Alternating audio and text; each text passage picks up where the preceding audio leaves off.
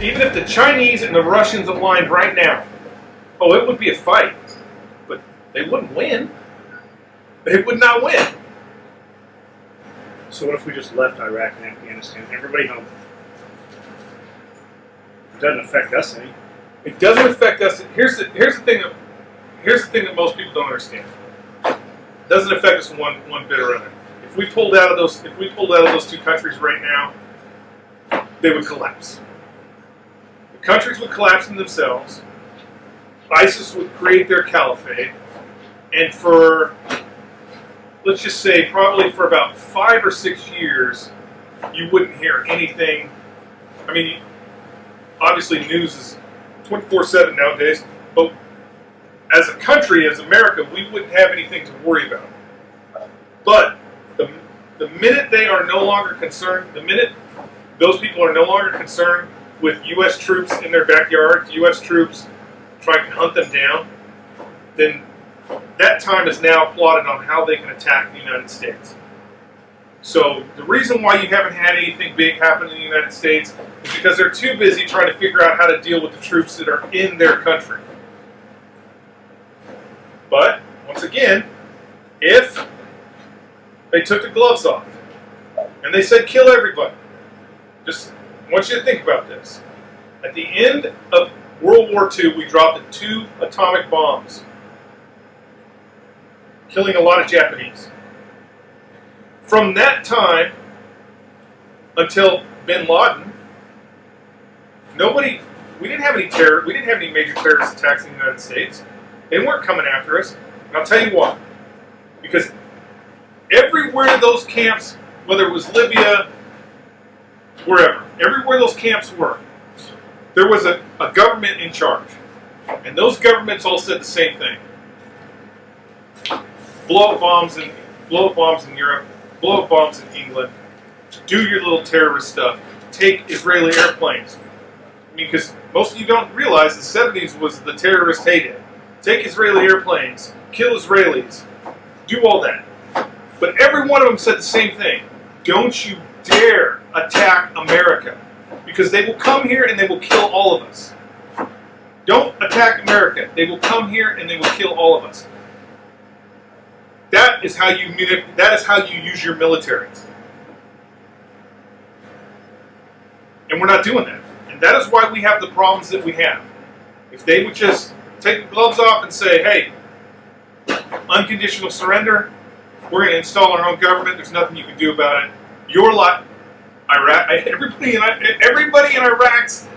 who lives in Iraq right now, their lives would be 100% better if Bush would have said, we're going to destroy every one of you until you unconditionally surrender. All their lives would be better right now. They would all have power. There'd probably be fucking McDonald's in Iraq. Well, there is on the basis, but there'd probably be McDonald's on every corner. You know it. And I know some of you hippie liberals are going to go, they don't need McDonald's. It's so much terrible for them. That's not the point. It's all about control. The reason why you didn't hear anything about the Middle East, and the reason why terrorism didn't happen to the extreme that it did, is because there was leaders in those places, Saddam Hussein included, that put his foot on the necks of the people who wanted to cause the world harm. He put his foot on their necks. Now, the problem with the United States is we're an industrial military. This is going to be super long. But the problem with the United States is we're an industrial military complex. There's really nothing we can do about it. It's too late. We are the police force of the world. We are an industrial military complex. Our economy thrives on that ability. You need war. Thrives on that ability. When the Soviet Union collapsed, thank you, Ronald Reagan. But when the Soviet Union collapsed, it created a problem. It created a problem for the United States in the sense of there's no reason to spend billions of dollars on national defense. Boogeyman's gone. There's just no reason to spend billions of dollars on national defense. Obama even said, when Romney was talking about the Russians, that we don't need to worry about the Russians anymore. The Russians are not the boogeyman anymore.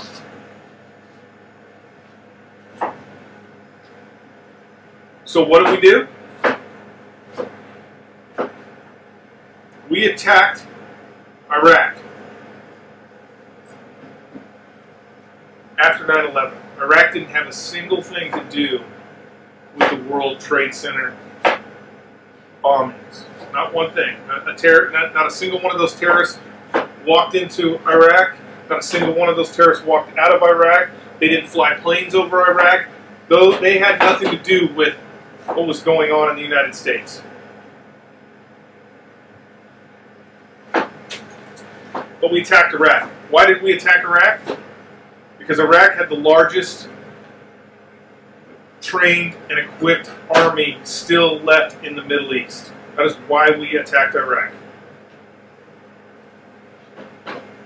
Bush needed to finish what his father did not finish. He needed to finish it. So we attacked Iraq. And then we kind of attacked Afghanistan because there were some guys over there that didn't like America. You know where we didn't attack? We didn't fucking go in and kill everybody in Saudi Arabia. You know, almost all of those people on those planes came from Saudi Arabia. What we needed to do was destabilize the Middle East. All of this, to include Obama. Obama is part of this machine. He's not some liberal of peace that you think is out there trying to help you get into, so you can get into, you can walk into a girl's bathroom or whatever. He's not. He's part of this machine. That's why he attacked Libya. Libya is one of the worst Middle Eastern countries going right now. They actually are selling black people into slavery in Libya right now. We did that. We destabilized that regime.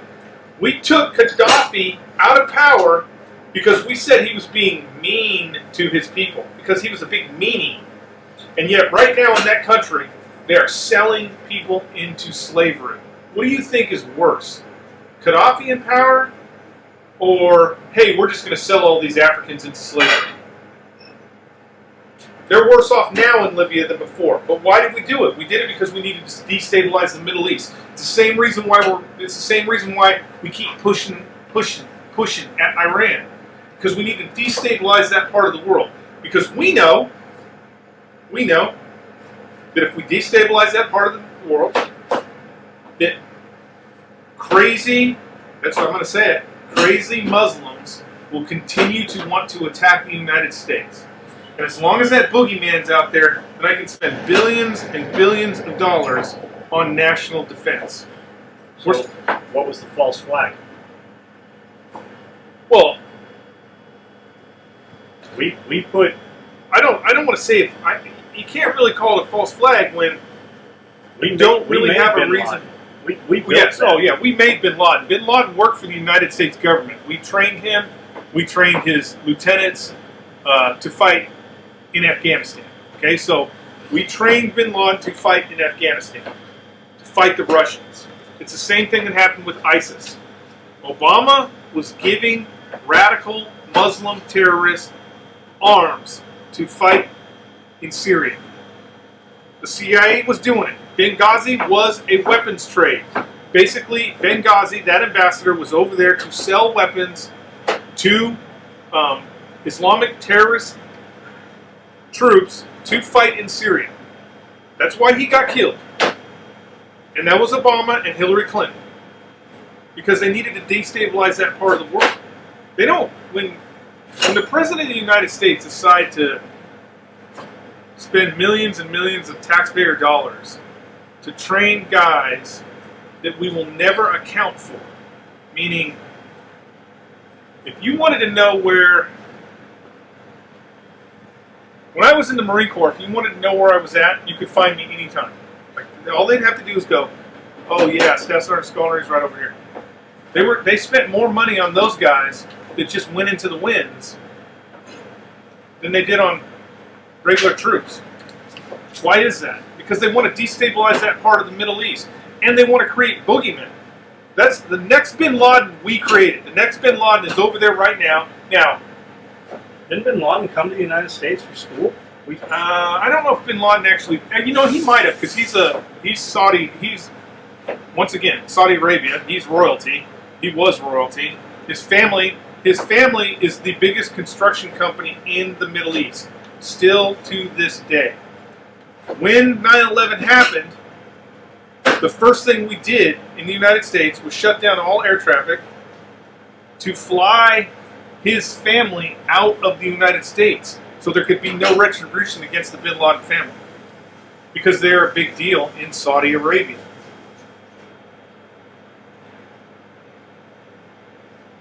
I don't think you should use any of that. Not of one people. Why all of it? I don't think you should use any. Why? I was just literally thinking you should put that up raw. I don't think you should use any of it. Why? I think you should, fuck yeah. So that was good shit, man. It's all the truth, too, bro. All right, back on track. Keep going. Keep going. Before I derailed Oh you. well, false flag. I mean, here's the thing: that most people, you know, like Alex Jones and anybody who believes in a conspiracy theory that we did this, we did that. I believe we did do it. We don't have- We took a bunch of pieces and threw them up, and the way they land, we might not have known how they were going to land, but we were happy however they fucking landed. We don't have the- created that. Our government does not And have. it's not us. It's the fucking people pulling the strings of the fucking politician. It's not your president.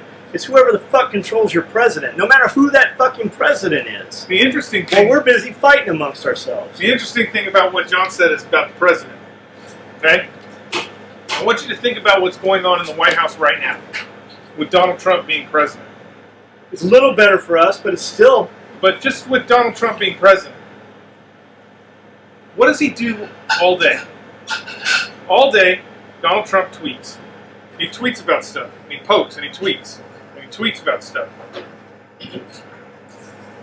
Nothing that Donald Trump tweets about or does affects the policy of what is being put out. So nothing that Donald Trump says or does affects national policy. So national policy has not changed. Nothing has changed within the federal government. Like, if Obama stepped in there right now, the national policy would be exactly the same. Yes, would Obama be going, I think we should let male transgenders go in the female bathrooms? Would he be doing stuff like that? Yes, but that does not affect national policy. That is not national policy. That's just some bullshit to keep you riled up about nothing. This It's hand. about nothing. Watch this hand. Don't pay Let's attention. just think about the fact that how many people in this country are transgender? A whole lot more now. But just even if everybody that even thought they were transgender came out, guaranteed it's not even 1% of the population.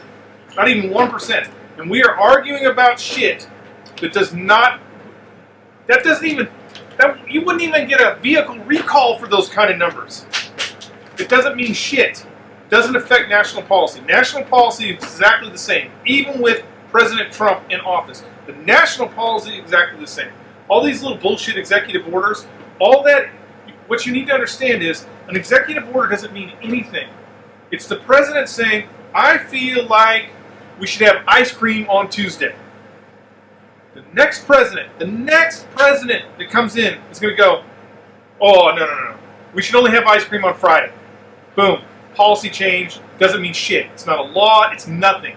That's all Obama did. All Obama did was executive orders. And those executive orders don't mean shit.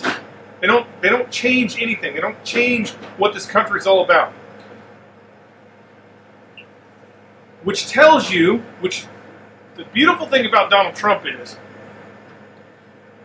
you should be understanding, if you don't have your head buried in the sand, if you're not some crazy whacked out liberal living in a tent, you should be able to realize what Donald Trump is telling you is the President of the United States has nothing to do with how the country is run. Nothing whatsoever. If tomorrow Donald Trump said, I'm going to blow up North Korea, he couldn't do it. He could not do it. Because he's not running anything. He's sitting in the Oval Office texting about NFL players. Once again, nothing that has to do with anything Nothing. Whether an NFL player stands or sits will not change anything within the United States. None of those players, by the way, all those players are taking a knee and they're like, we want change for our people. None of them are giving any of their paychecks. None of them are sacrificing any of their money in order for that to be true. You don't see Colin up there in Chicago trying to get kids from shooting each other all the goddamn time. You don't see him doing that. No. He's cashing those checks. He is cashing those checks, and he's sitting in his white privilege, by the way. Remember, Colin did not grow up black. He has a white family. So when he says the injustice, he doesn't even know what he's talking about. He has lived a privileged life his entire life. His entire life. He's never been out of a job. As soon as they cut him from the NFL, Nike started paying him. He's always been a millionaire. And he was a terrible quarterback. Now, all that shit that everybody's paying attention to doesn't mean anything. It does not mean anything. It's a puppet show. You look at Kavanaugh, Supreme Court Justice, right now that we're trying to confirm. Not a single senator, not one of them, not Booker, not Kamala Harris, none of them have brought up a single court case that Kavanaugh has argued. They haven't asked him a single question that has anything to do with the law. And that is what he's being elected. That's what he's being put in the Supreme Court for, the law. And yet they have not asked him a single question about that. Why? Because they're all grandstanding. They know that they can't do anything about it, which I want to remind you, Democrats, this is your fault. This is your fault. You created the nuclear option. You made it possible. You made it possible for one side to put in Supreme Court justices without having the other side be able to do a goddamn thing about it. This is your fault. You did this.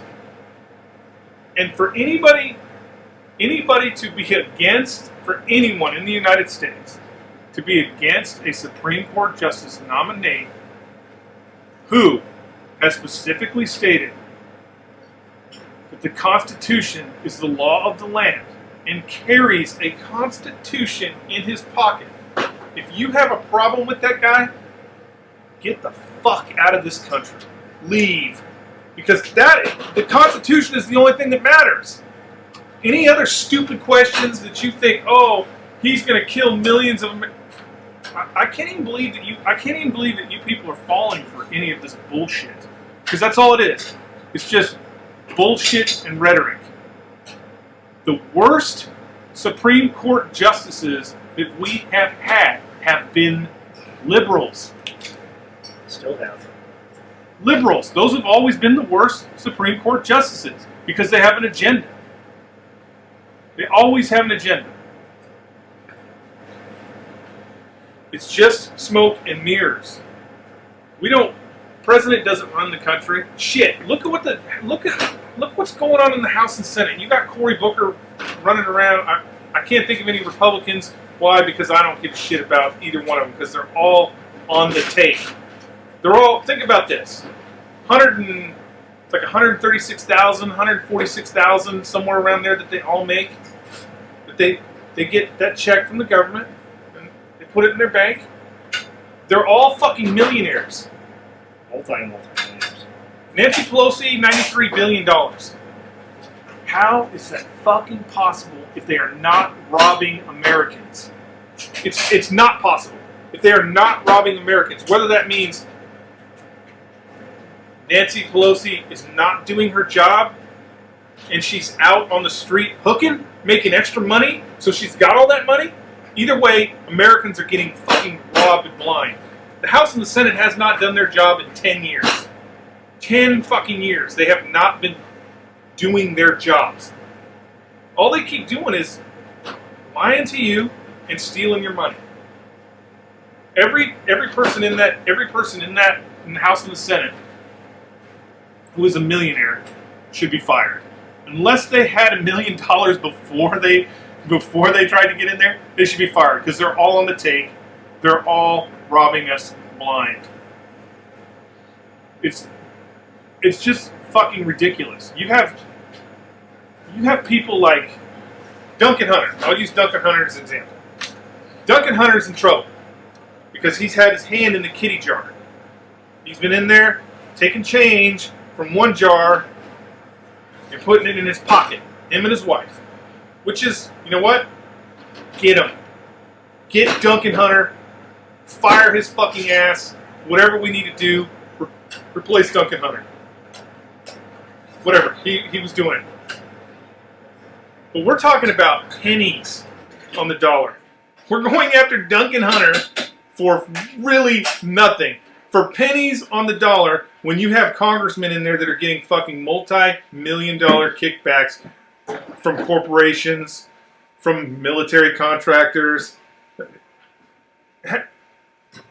Why do you even care that Duncan Hunter's wife, used contributions to buy herself shoes? Why do we care about that?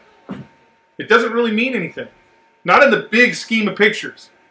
Just like I said, if they want to charge Duncan Hunter and they want to kick him out, they need to start auditing every fucking single person in the House and the Senate. Start auditing them. I guarantee you every single one of them has done the same thing that he's doing. It's weird. It's weird when we're talking about when we're talking about millions and billions. People tend to just like fall asleep. Fall asleep. I can't comprehend that. But when we're talking about $500 for some shoes or $1,000 for a taxi ride or whatever the hunters did, when we're talking about that, oh, we gotta get them.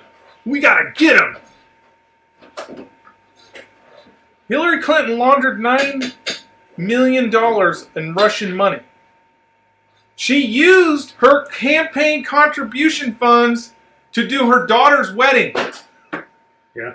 Her whole daughter's wedding had to have been, I'll bet it was $1 million. Nobody cares. Everybody's like, oh, can't handle it. It's too much money. I don't get it. You're all looking at the wrong thing. You're all looking at the wrong thing, and it's probably social media, and it's probably, the past 20 years in television where they keep making everybody out to be fucking stupid, so you might as well be stupid, but you're all looking at the wrong thing. Every bit of it.